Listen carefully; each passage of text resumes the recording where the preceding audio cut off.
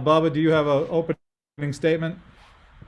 Well, one, I appreciate everybody being on. I appreciate those of you that were on to cover Coach Williams' press conference, which I thought was so typically Coach Williams. Um, and the place means so much to him. He has meant so much to this place, and it gave him a great opportunity to reflect on his time here as our head coach. It gave him the opportunity to thank some people. It it's and it was a tough, really tough call for him to make that choice that he was going to step away. And I have tremendous respect for him because, as you heard on the call, he is a great coach, and that's all he's ever done. But he didn't feel like he was connecting and getting out of the players everything that they had in them, and because of that, he decided that it'd be better to let somebody else do it. And I was really glad that he was able to express that to you guys, and I appreciate it. And I know that Kirsch really didn't want to limit questions, but I just didn't think it was right for Coach to be there, wanted to be there, and I thought even his kids were going to be there, that we'd be answering questions about, okay, what's next? And so I'm glad it went that way. So thank you for keeping everything focused on Coach. And so now, I mean, I can open up the questions, or I give you some my initial thoughts on where we're headed. And why don't I do that first? Right now, I believe we've got the best job in college basketball, and this job doesn't come open very often. And we need to spend a great deal of time thinking about who is the right person right now. And I do think that, the often used word is fit. I think that is part of it. And I think time and circumstance is all part of that as well. The history and tradition of here is winning.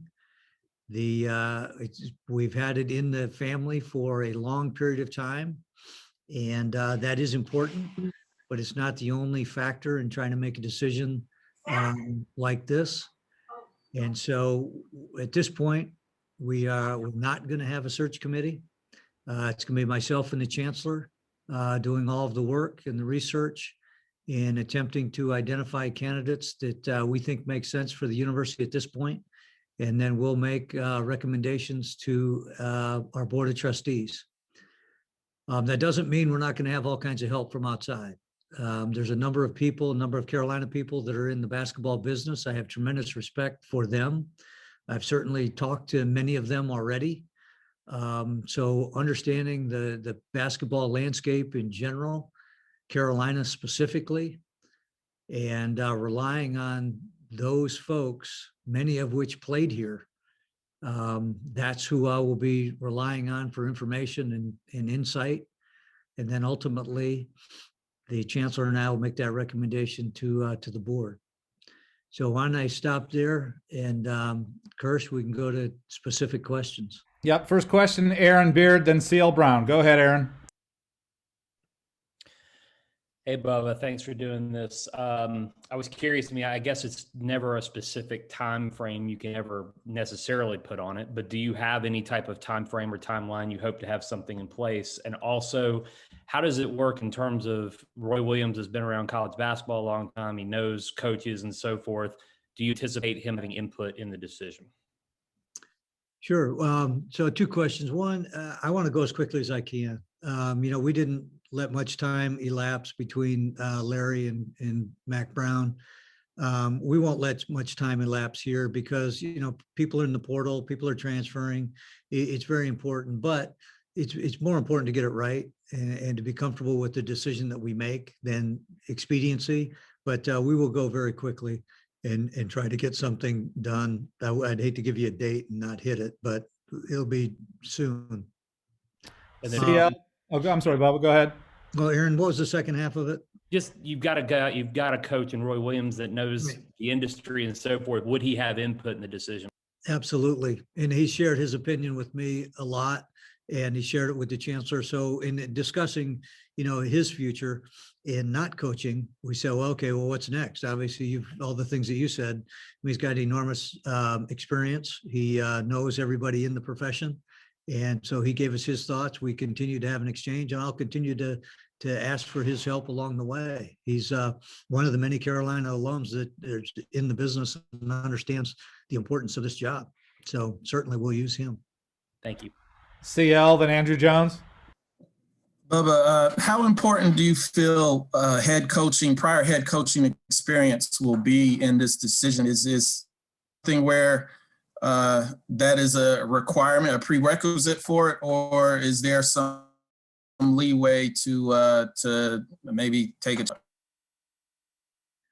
It is important. I've always said that my preference is I'd like to hire people that have done it before, head coaches, but it's not a requirement. There's a lot of different attributes that people bring to the table that need to be considered for it.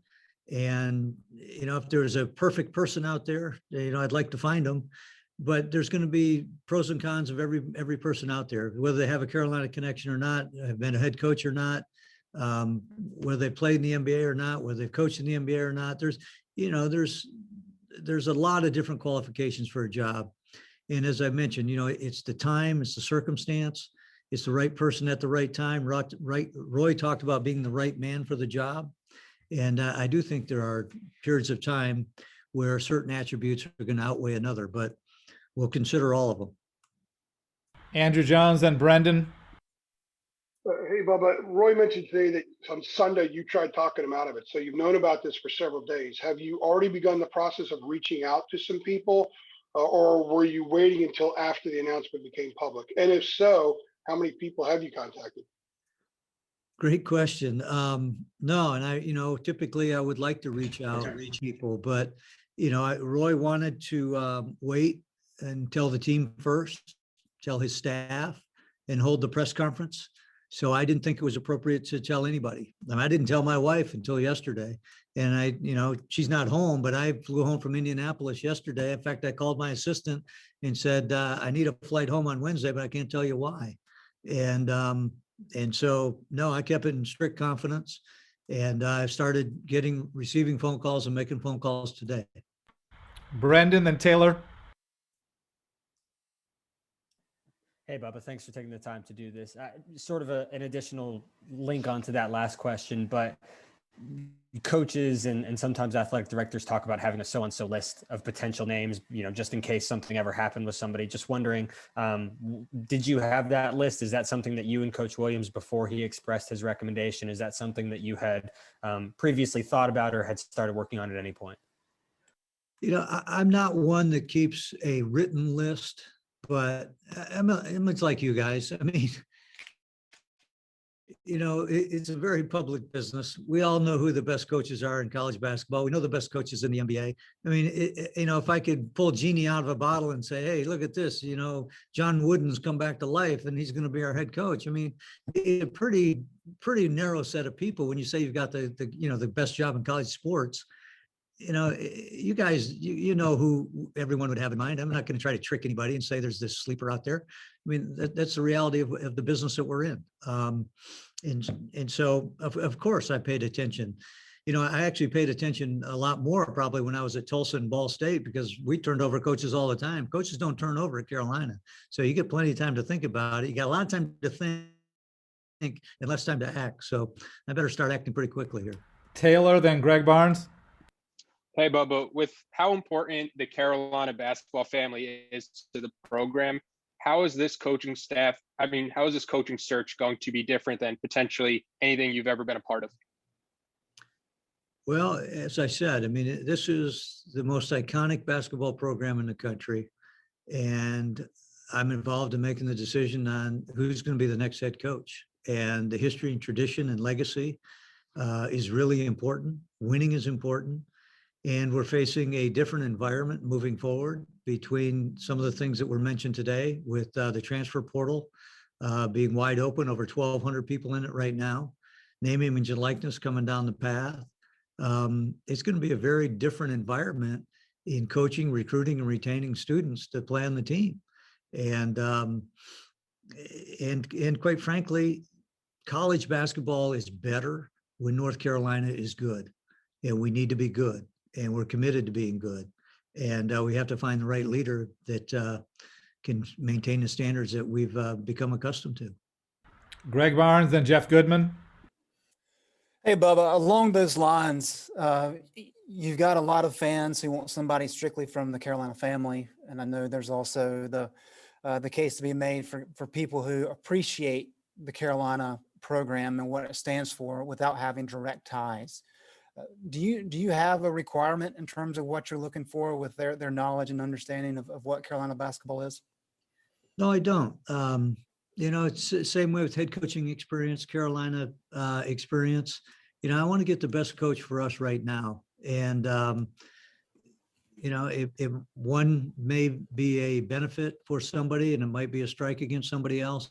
But, again, it's really trying to find who is the right leader for this program right now with our student athletes that we have on campus and the kids that we're trying to recruit. And we're going to pursue championships, and who's the best person to lead us in that direction. Jeff Goodman, then David Teal. Bubba, first of all, appreciate you doing this. This is pretty rare territory for an athletic director to do. So honestly, appreciate the candor.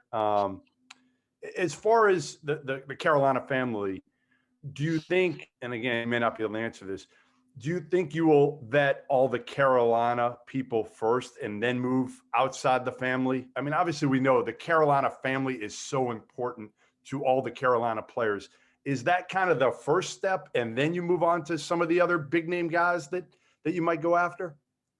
Hey, a great question. But I don't think I have an order, Jeff. I haven't, I've been in college athletics for a long time, haven't been directly involved, certainly in hiring a basketball coach of this profile, but I do have relationships. I don't have an order, but I do want to touch base with as many former Carolina players as possible. I started that this morning and reaching out to former players and getting their thoughts and ideas. And that's been really helpful. Again, I've been here almost 10 years and I feel like I really understand Carolina, but I don't have that deep thing that Roy has. And I haven't been here my entire career. And so I really want to hear from them and get their thoughts, because they have built this program. Those players and those students have built this program to what it is, along with the coaches. And I value that. And I want to do right by them. But I also think that I don't want to be myopic. I don't want to be myopic on, as I said, the head coaching thing. I don't want to be myopic on the Carolina experience, because they both bring great value in different ways. David Teal, then Ross Martin.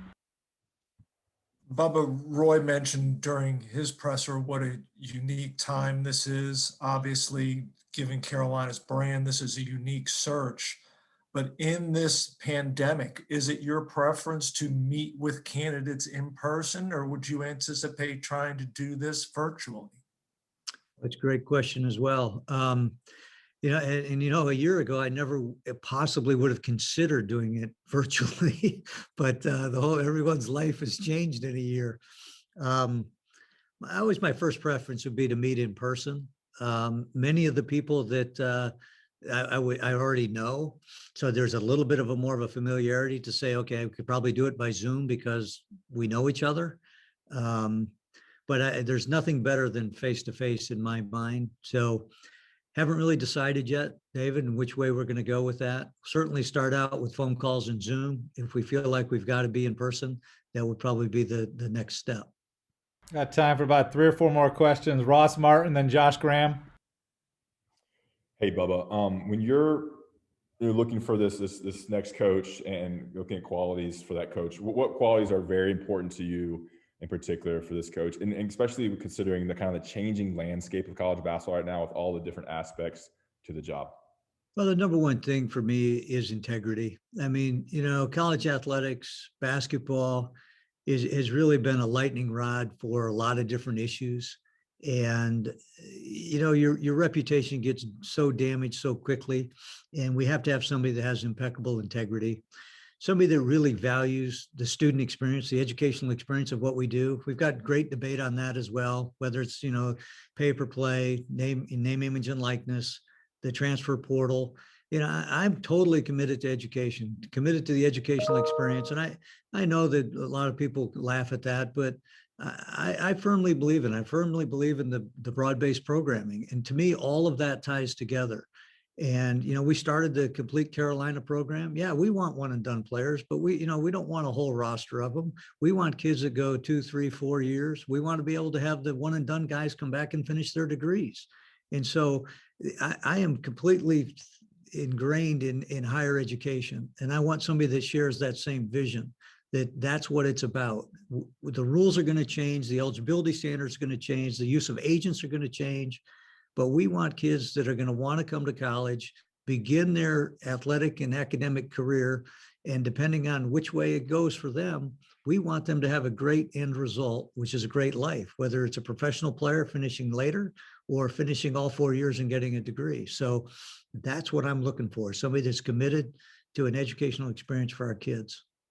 Josh, then Davis Wallace. I wanted to ask you about two quick things. You keep mentioning Carolina Luminaries that might be a part of the search. Any names you can bring up specifically? And secondly, I wanted to know, I want more details about the search or meeting with Roy back on Sunday itself, because he said during the press conference a few times today that he just felt he wasn't enough. And I think his exact quote was, "I just wasn't getting it done." Did you agree with that assessment, or can you tell me a little bit about that conversation?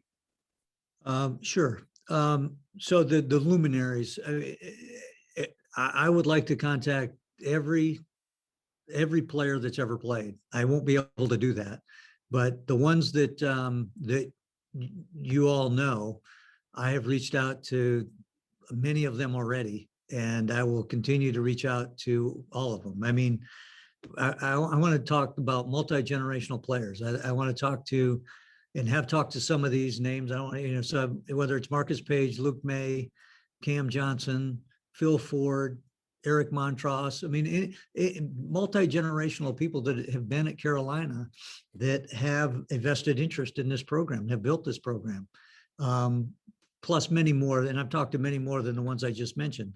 And so I'll be reaching out to all of them.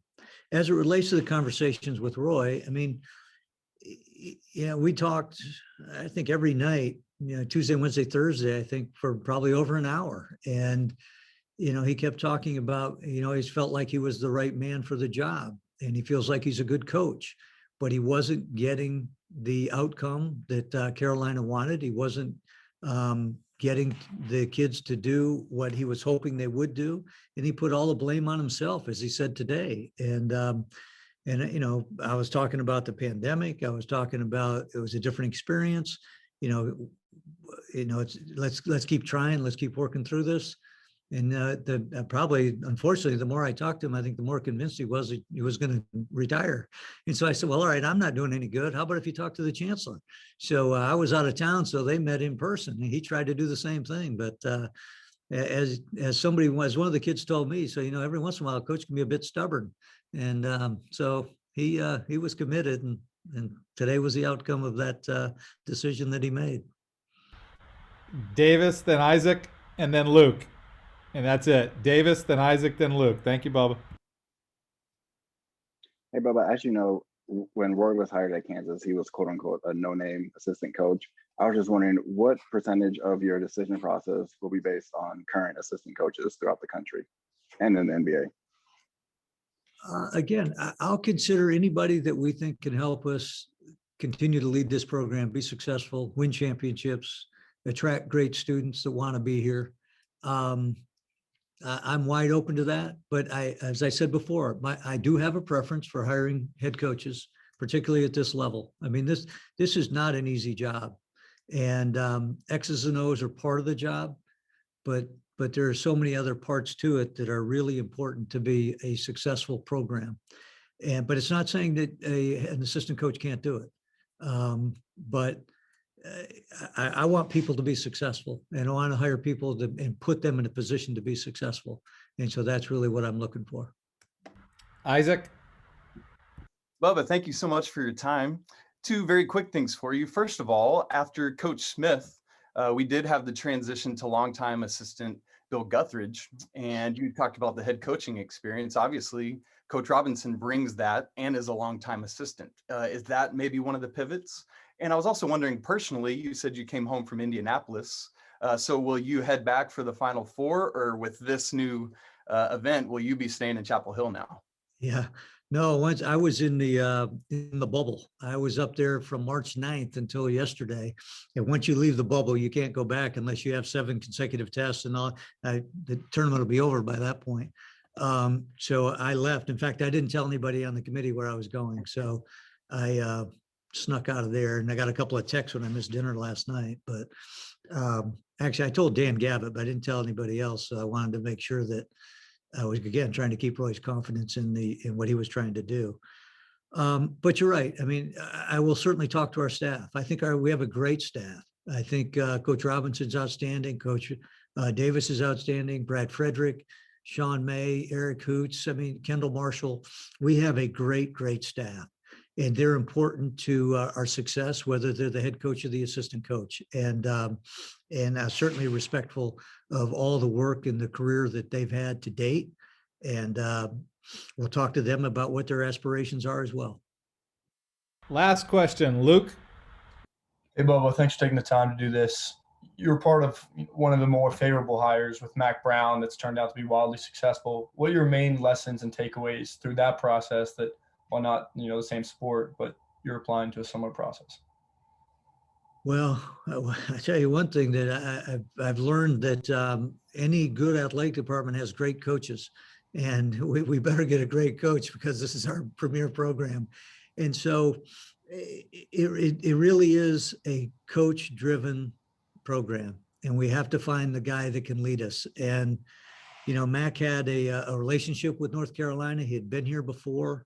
That was helpful. He's an incredible communicator. The folks that have played for him think the world of him. The players that are on his team now think the world of him, because he's such a good communicator, and he provides things that are needed and necessary, and they feel good about the effort it takes to be successful because they know that he really cares about them. And same is true with Roy. There's not a single person in that locker room that's ever played for him that he won't do anything humanly possible for them and for their health, their safety, their well-being. He is totally committed to the person. So that's a thing that I think is the hallmark of our great coaches, whether it's our soccer coaches, lacrosse coaches. They're outstanding individuals that really care about the person. And I think, again, that's what we're going to try to find. Well, thanks, everybody. We set a record today with about 80 people. That was a single season Zoom mark, and we didn't break the computer. So thank you. And Bubba, really appreciate your time. Thanks, everybody. Y'all have a good night. Thanks.